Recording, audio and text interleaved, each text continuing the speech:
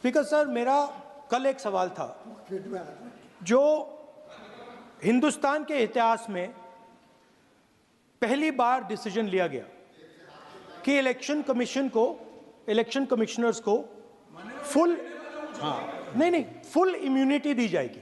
ठीक है, ये है ना, इसका जवाब इसका पीछे मैं खत्म नहीं किया सर। इसके पीछे जो थिंकिंग थी वो हमें सबसे पहले बताएं। ठीक है। दूसरी बात, नहीं, हरियाणा की जहां इन्होंने बात की, इन्होंने एक उदाहरण लिया, वहां पर अनेक उदाहरण हैं। वो भी आपने दिया था ना, 19 वो भी आपने दिया था, इसलिए दिया वो भी 19 लाख वहां पे फेक लोग, वो उदाहरण आपने दिया था, इसलिए उसका जवाब दिया। और ये भी हमें बता दीजिए, actually let us have a debate on my press conference. Let us go. Let us have very good idea. Let us have a debate on my press conference. Amit Shah ji, I challenge you to have a debate on the 3 press conferences. Please. ठीक है, बैठ जाइए। माननीय, आपने बात की थी, please.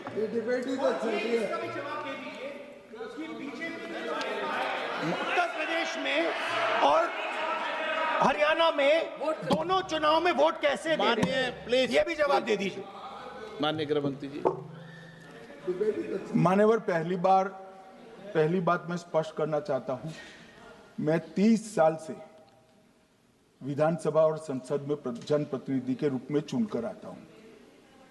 मुझे लंबा अनुभव है संसदीय प्रणाली का। विपक्ष के नेता महोदय कहते हैं कि पहले मेरी बात का आप जवाब दीजिए, मैं सुनना चाहता हूं। आपकी मुनसफी से संसद नहीं चलेगी। मेरे आप बोलने का क्रम मैं तय करूंगा, इस तरह से नहीं चलेगी संसद। मान्यवर, उनको धैर्य रखना चाहिए मेरा जवाब सुनने का। इनकी एक बात का जवाब मैं दूंगा, मगर मेरे भाषण का क्रम वो तय नहीं कर सकते, मैं करूंगा, क्योंकि मैं बोल रहा हूं।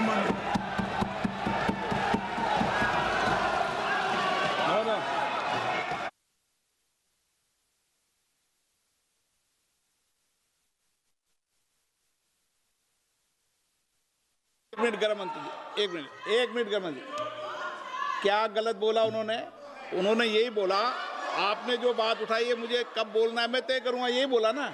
उसमें क्यों उत्तेजित हो रहे हो आप? हाँ, आपके 2-2 मिनट में खड़े होने से थोड़ी जवाब देते रहेंगे। नो, माननीय गृह मंत्री, नहीं हो सकता। मैं आपको फिर मौका दूंगा, आपको।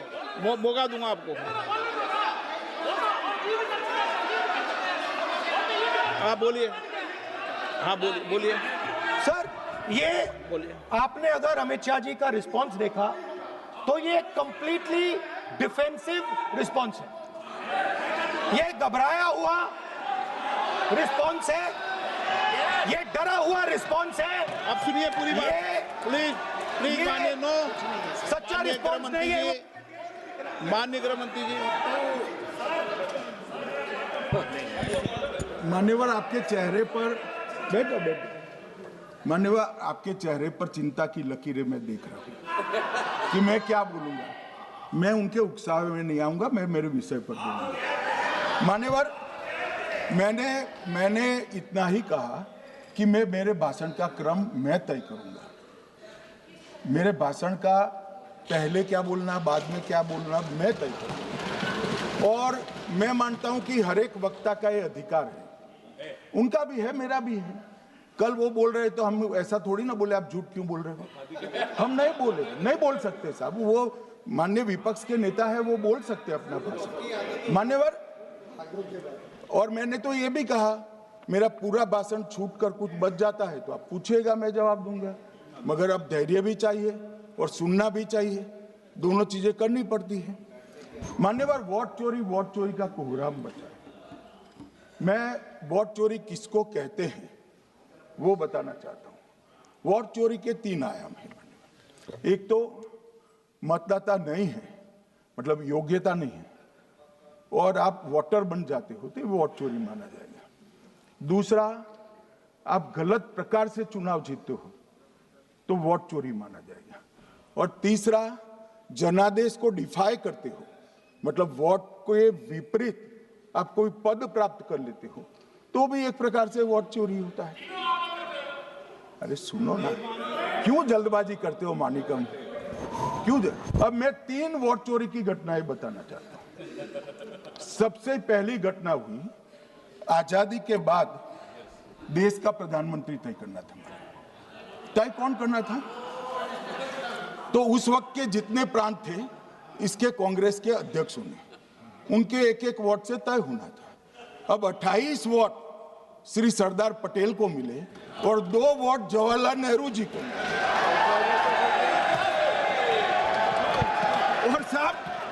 और साहब प्रधानमंत्री जवाहरलाल जी बने।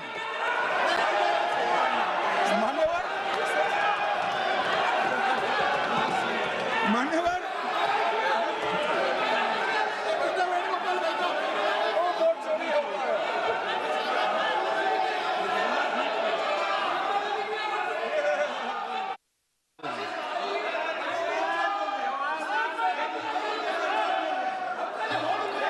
प्लीज, माननीय गृह मंत्री जी, माननीय गृह मंत्री जी,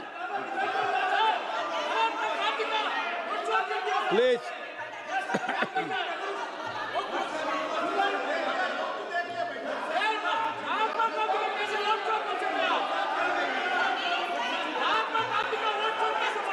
बैठो बैठो, बैठिए माने, प्लीज प्लीज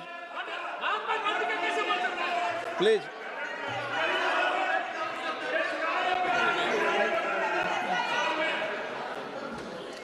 मान्यवर दूसरी, प्लीज बैठिए बैठिए माननीय सदस्य, प्लीज, हर बार नहीं उठते, बैठिए। मान्यवर दूसरे प्रकार की वोट चोरी और नैतिक तरीके से चुनाव जीतना, ऐसी वोट चोरी भी भूतकाल में एक बार हुई थी। श्रीमती इंदिरा गांधी रायबरेली से चुनी गई। इलाहाबाद हाईकोर्ट में श्री राजनारायण पहुंचे कि चुनाव नियमों के अनुसार नहीं हुआ। इलाहाबाद हाईकोर्ट ने ये तय कर दिया कि श्रीमती गांधी ने उचित तरीके से चुनाव नहीं जीता है, हम इसको रद्द कर देते। मान्यवर, ये भी वोट चोरी थी, बहुत बड़ी वोट चोरी थी। और उसके बाद में क्या हुआ? उसके बाद में वो वोट चोरी को ढकने के लिए संसद में कानून लाए कि प्रधानमंत्री के खिलाफ कोई केस ही नहीं हो सकता। मैं विपक्ष के नेता को कहना चाहता हूं, इम्यूनिटी की बात आप चुनाव आयोग की पूछ रहे हैं, इसका तो मैं जवाब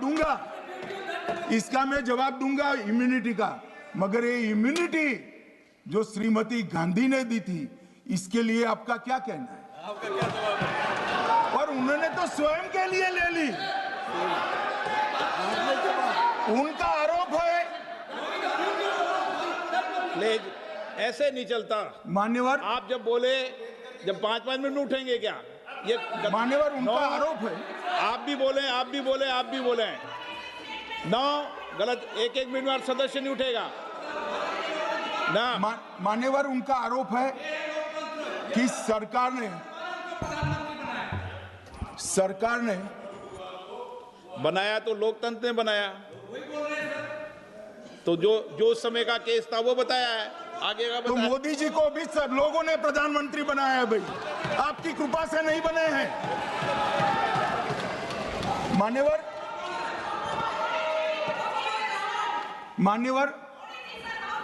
नो प्लीज, से माननीय तरीका ठीक नहीं है आपका, 2-2 मिनट में उठना। मान्यवर, विपक्ष के नेता ने कहा कि आपने चुनाव आयुक्तों को इम्यूनिटी दी। इनका आरोप सत्य नहीं है, मैं इसकी बात बाद में करता हूं। परंतु हमने तो चलो मानो चुनाव आयुक्त को इम्यूनिटी दी, श्रीमती गांधी ने तो अपने आप को इम्यूनिटी दी थी। और फिर जब ये संवैधानिक सुधार के वायरस चैलेंज हुए, तो वो केस जीतने के लिए 2, 3 और 4 नंबर के सर्वोच्च न्यायालय के जज को बाईपास कर चौथे नंबर के जज को चीफ जस्टिस बनाया और वहां केस भी जीत लिया। और मान्यवर, ये तो इतिहास है, कौन जुटला सकता है? इनको कोई पढ़ाता नहीं है इतिहास। ये तो इतिहास है, सर्वोच्च अदालत और संसद के रिकॉर्ड में रखा हुआ इतिहास है। इसके खिलाफ लल्लन सिंह जैसे कितने लोग पूरा जीवन लड़े बिहार में इमरजेंसी के खिलाफ, जेल में गए, लाखों लोग गए। और तीसरी वोट चोरी कहना चाहता हूं, तीसरी वोट चोरी का प्रकार मैंने बताया था कि योग्यता नहीं है और मतदाता बन जाना। अभी अभी एक वाद पहुंचा है, वाद मतलब डिस्प्यूट पहुंचा है दिल्ली की सिविल अदालत में। उसमें डिस्प्यूट ये है कि सोनिया गांधी जी इस देश की नागरिक बनने से पहले मतदाता बने।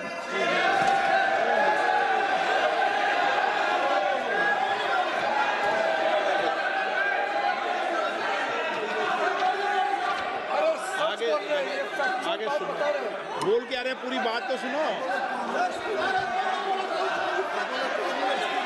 मान्यवर,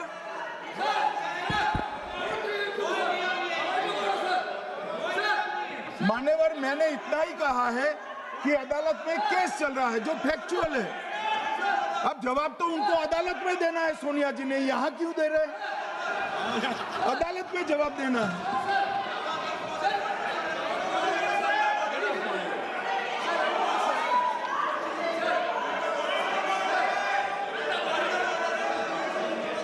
बीच के भाषण में पॉइंट ऑफ ऑर्डर नहीं होता। नहीं है सर, मुझे याद है जो माननीय सदस्य नहीं है, ये 352 ये रहा, 352 टेबल पे रहता है, मुझे वहां याद है 352। Home Minister is speaking about an issue which is pending in the court. Actually, what happens is, Rosa will report something that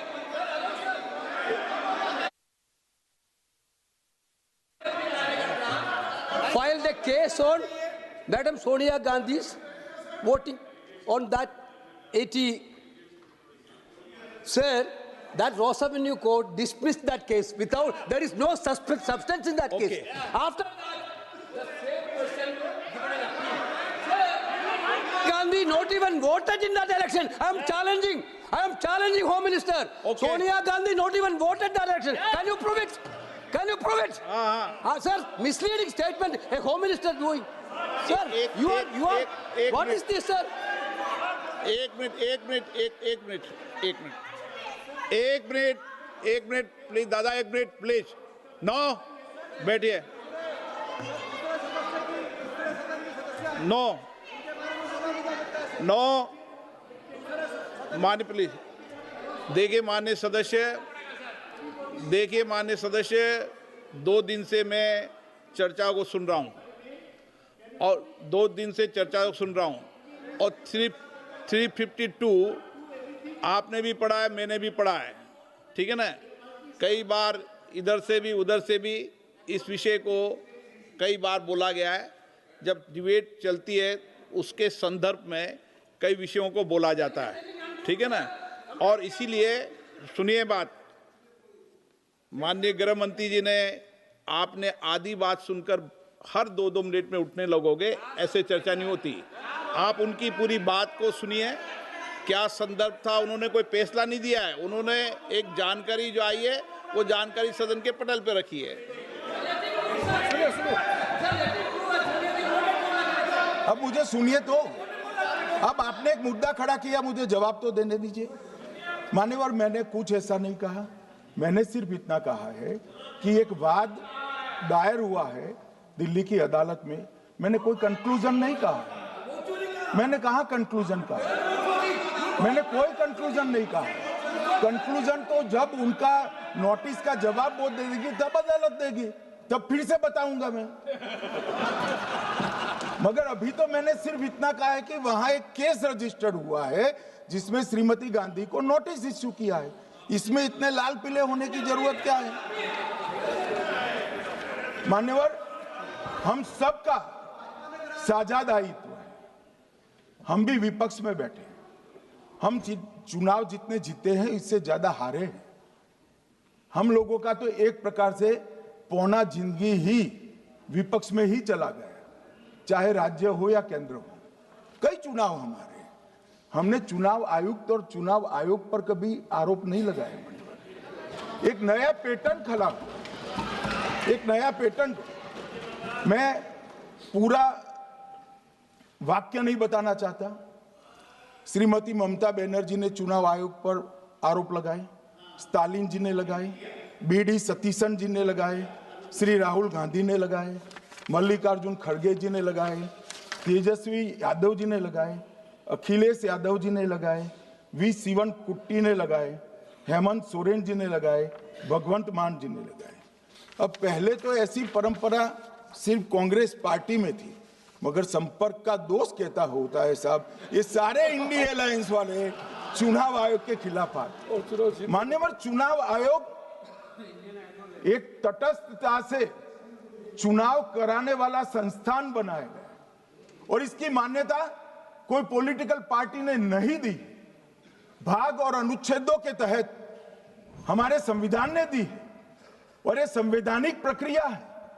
इस संवैधानिक प्रक्रिया पर सवाल खड़े कर कर, अनर्गल आरोप कर कर आप पूरे चुनाव आयोग की एक प्रकार से पूरे दुनिया में इसकी छवि को धूमिल करने का काम कर रहे हैं। आपको लगता है कि आप सरकार की छवि धूमिल करें? ना जी, आप पूरी दुनिया में भारत के लोकतंत्र की छवि को धूमिल करें। मान्यवर, सरकार का तो इतना ही सवाल है, मान्यवर सरकार का तो इतना ही सवाल है कि भारत के मतदाता क्या सोचेंगे, मगर मतदाता का सोचने का सवाल नहीं है। मतदाता को तो मालूम है कि हमने तो वोट दिया है इसलिए चुनकर आए हैं, तो उसके मन में कोई डाउट नहीं है। ये वोट चोरी करते रहे, घुसपैठिया बचाओ यात्रा निकाली और बिहार में 2/3 बहुमत से हम जीत गए। मान्यवर, ये जो नई परंपरा शुरू हुई,